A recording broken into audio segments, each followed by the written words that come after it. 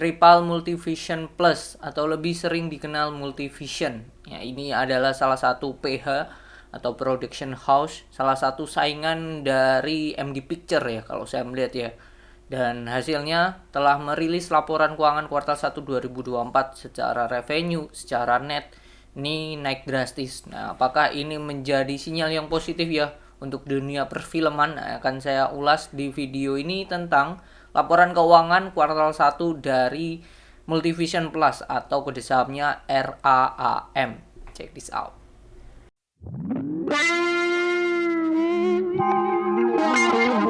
Ini adalah tampilan website dari Multivision Plus, mvpworld.com. Ini pendirinya adalah Rampun Jabi. Ini total karyawan Multivision Plus adalah 255. Jumlah bioskop di Indonesia ada 11. Terus lebih dari 15.000 total durasi serial TV yang diproduksi. Terus 650 plus total koleksi film Multivision Plus. Platinum Cineplex Cinema memiliki ambisi besar untuk mengubah industri sinema di Indonesia dengan memberikan hiburan terbaik bagi setiap individu. Ini ya, Platinum Cineplex ya. Ini 1, 2, 3, 4, 5, 6, 7, 8, 9, 10. Tuh 2, 3, 4, 5, 6, 7, 8, 9, 10. Oh iya 10 ya. 1, 2, 3, 4, 5, 6, 7, 8, 9, 10, 10. Tapi di sini bilangnya 11 ya. Satunya mana ya? Oke, itu ya. Ini distribusi filmnya sampai sini. Terus ini press release-nya mungkin terdekat adalah ini, yaitu Pusaka, menyajikan horor yang berbeda, film Pusaka. Nah, judulnya Pusaka ya. Tuh. Nah, kita langsung aja ke laporan keuangannya dari RAM. Tripar Multivision Plus Tbk. Ini perusahaan aslinya baru IPO. Secara profil perusahaan dia baru IPO itu di 2023, 8 Mei 2023. Untuk sektor PH ini, production house ini yang pertama itu MD ya, atau kodenya film, yang pertama kali dia IPO ya. Terus saya kalau perihal film ada lagi yaitu CNMA ya, itu XX1 ya, itu juga dia sudah IPO. Oke, ini laporan keuangannya perihal RAM. Kemarin kita sudah bahas ya, yang upload kemarin udah bahas tentang film. Ini saya take di tanggal 8 tapi mungkin akan rilis tanggal 9 mungkin. Oke, aset secara kas ini naik 143 miliar dibandingkan tahun lalu. Terus persediaannya ini 1,6. Mereka punya aset film ini sama, tidak ada perubahan dibandingkan sebelumnya. Oke, liabilitasnya utang bank jangka pendek 113 M. Ini masih bisa tercover dengan kasnya. Oke. Cuman tambah ini 119 lah ya. Ya 119, ini 143 masih bisa. Tapi kalau based on ini aja, utang berbunga ya film lebih oke lah. Tidak ada utang berbunga bahkan mereka.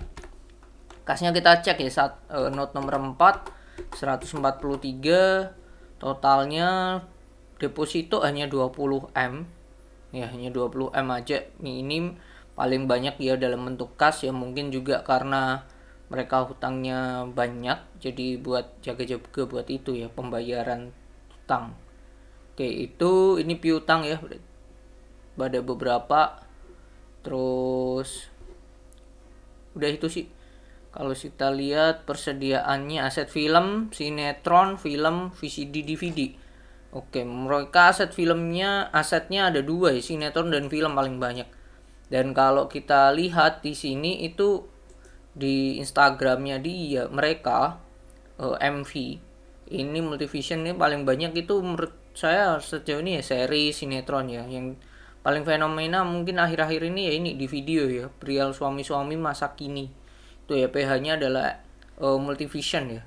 Tuh ya, Suami-Suami Masa Kini ini lagi familiar juga ya. Tuh ya menurut saya itu. Nah, ini episode 1, 2 dan seterusnya, Dirjo. Itu sih, cuman ya nantinya 2024 ini kan ada itu film Pusaka itu sih. Cuman bedanya dia dengan si MD itu lebih ke RAM ini fokusnya ke series, ke sinetron itu sih.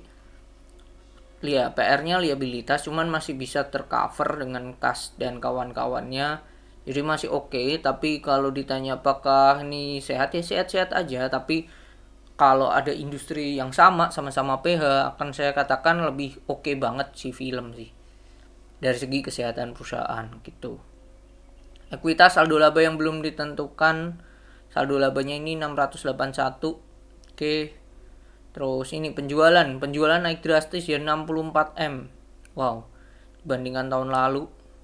That's why laba brutonya bisa 30 M, gila banget. Karena kenaikan penjualan 100%, tapi beban pokok penjualannya nggak 100% banget. Jadi ngefek ke laba brutonya, naik drastis gitu. Penghasilan keuangan juga naik 300 juta, sebelumnya 18 juta. Oke, karena kasnya ya banyak ya. Biaya keuangan bahkan turun. Nah, ini hal yang positif. Terus mereka punya pendapatan lain-lain 2M. Nah, nanti kita cek note 30 sampai 35. Penjualan kita cek dulu. Penjualan dari RAM ini sendiri. Note 30 penjualan RAM. Oke. Nah, ini penjualannya yang mana dibagi ke beberapa: sinetron, film, tiket, pay TV, OTT, dan internet, makanan, minuman. Makanan minuman ini berarti ya dari Cineplex itu tadi ya, Premier Cineplex ya kalau nggak salah tadi. Namanya ya Platinum Cineplex, Platinum Cineplex. Tuh dari situ makanan, minuman, OTT, dan internet ya dari video dan kawan-kawan mereka naruh di situ. Pay TV, oke. Tiket, tiket gede banget ya 10. Nah, ini pembayaran dari itu ya, dari bioskopnya ya 10M, 10,8 tepatnya. Film ini naik 31M. Nah, ini saya kurang tahu nih film di 2024 apa ya. Film kuartal 1 dari Multivision. Nah, kita mau tahu nih filmnya apa aja. Ini ya ada Kereta Berdarah ya. 1 Februari 2024. Ini film MVP Picture. Tapi saya kurang tahu lagi apa yang bisa dikatakan diproduksi oleh MVP ini. Nah, kalau Kereta Berdarah kita cek ya, Kereta Berdarah ini berapa view-nya, berapa penonton. Karena ini kan udah lama, udah Februari masuk kuartal 1 sih. Produksi MVP telah berhasil menarik lebih dari 1 juta. Oke, 1 juta penonton. Udah 1 juta sih dia. Dan hampir sama kalau menurut saya dengan yang namanya si MD ya, yaitu kalau filmnya mereka lebih ke horor kebanyakan memang gitu. Tapi mereka ya fokusnya menurut saya di sini sinetronnya gede juga dia, seri-serisnya lah mereka.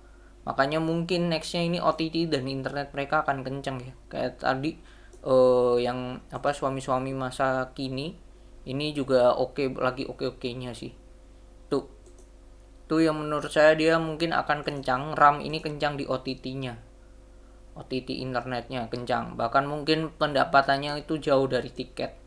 Tiketnya ini naik juga ya, mungkin karena mereka punya bioskop ya. Mereka punya bioskop kan, yang ditaruh di bioskop itu tidak hanya film dari MVP sendiri ya, ada film-film dari PH lain ya.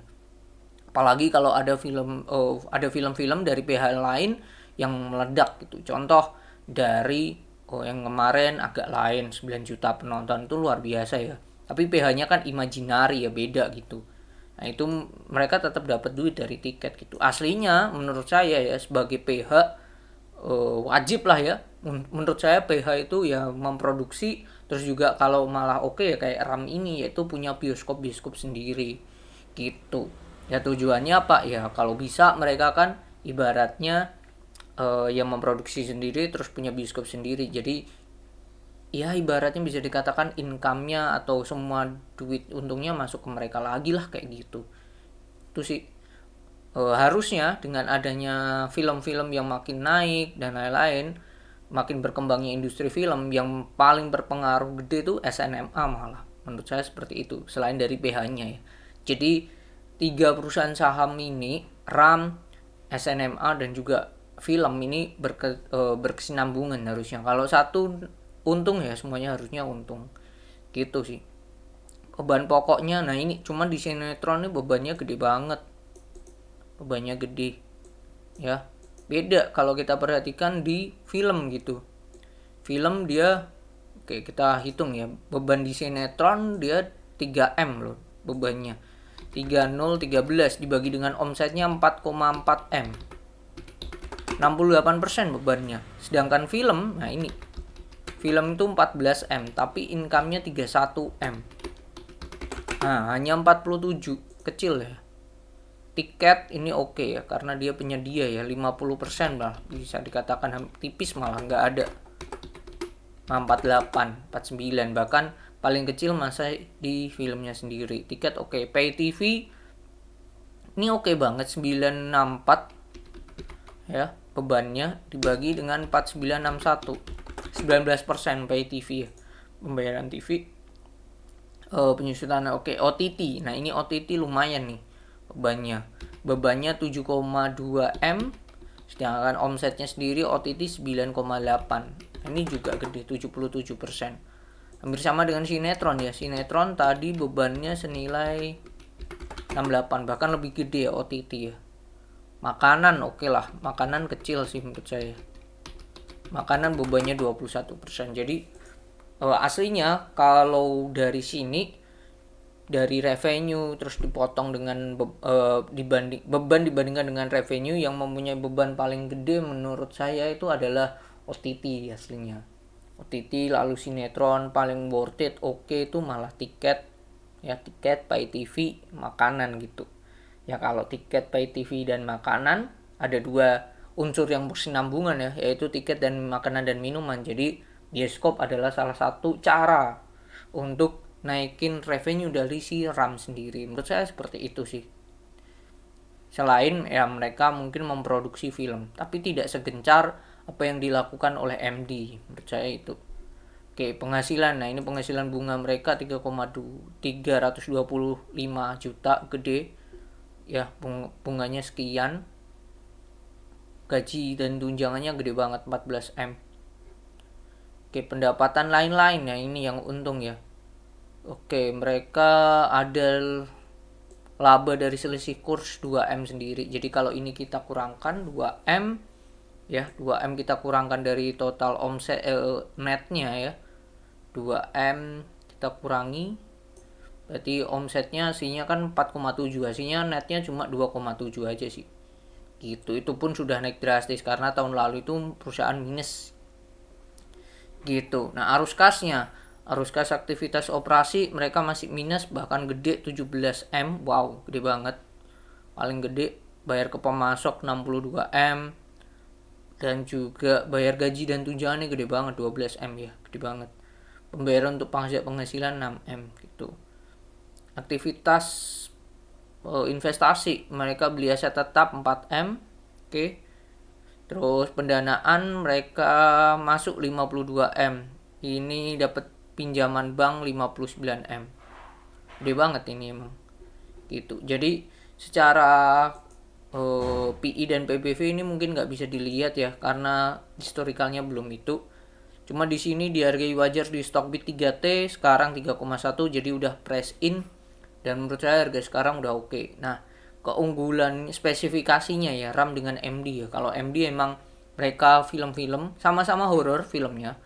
Cuman keunggulan MV ini adalah Multivision ini menurut saya adalah di series, di sinetronnya ya. Keunggulannya di situ. Poinnya di situ dan hal yang satu oke. Terus juga keunggulannya mereka punya bioskop tadi ya. Karena kita lihat tadi oke-oke aja dia. Kalau mereka melebarkan sayap dengan taran nambah bioskop-bioskop yang ada, itu hal yang bagus.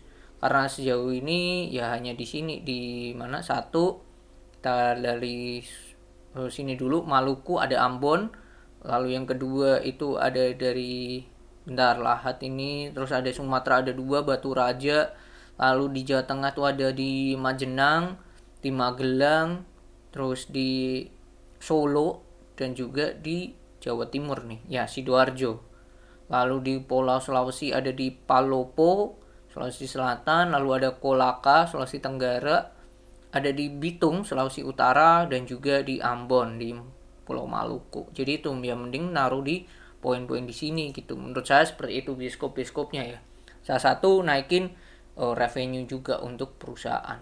Jadi itu akan sangat menarik ya. Saya pengen melihat ya tiga perusahaan ini, RAM, CNMA, dan film ya, bagaimana perkembangannya. Karena semakin kesini menurut saya geliat nonton film, dunia perfilman makin oke-oke aja sih, makin bagus sih gitu. Dan kalau diperhatikan ya, film horor ini menurut saya, in my opinion ya, gampang banget buat dapet penonton 1 juta view ya. Menurut saya seperti kayak contoh Badara Wuhi 3 juta, lalu Siksa Kubur itu juga jutaan juga ya, yang filmnya Joko Anwar. Jadi so far naikin film kalau apalagi udah punya IP ya, tuh jutaan tuh gede banget, kecil banget gitu, sangat mudah lah. Ditambah ya memang dunia mistis ini masih sangatlah digemari oleh penikmat film di Indonesia. Jadi itu tuh poinnya, RAM punya positioning yang beda dengan film, tapi untuk kesehatan perusahaan masih oke sih filmnya. Akan menjadi kompetitor yang bagus nantinya ya, menurut saya seperti itu. Dan kabarnya video akan akan IPO ya kalau nggak salah. Video IPO, kemungkinan akan IPO mereka. Platform OTT nomor 1 di Indonesia mau ya ini, mau IPO. Ini akan menarik kalau video.com IPO juga. Ini akan menjadi hal yang sangat menarik menurut saya di dunia perfilman media ini. Ini juga miliknya MTech, ini sangat menarik gitu. Perlu disimak dan ditonton nanti lihatnya IPO dari video itu seperti apa juga. Oke, jadi itu mungkin yang bisa saya ulas. Menurut saya sektor industri ini ya, industri entertain, terutamanya film, series, dan kawan-kawan, dunia hiburan ini positif sih arahnya sih. Oke, mungkin itu, semoga bermanfaat dan see you on the next video. Bye bye.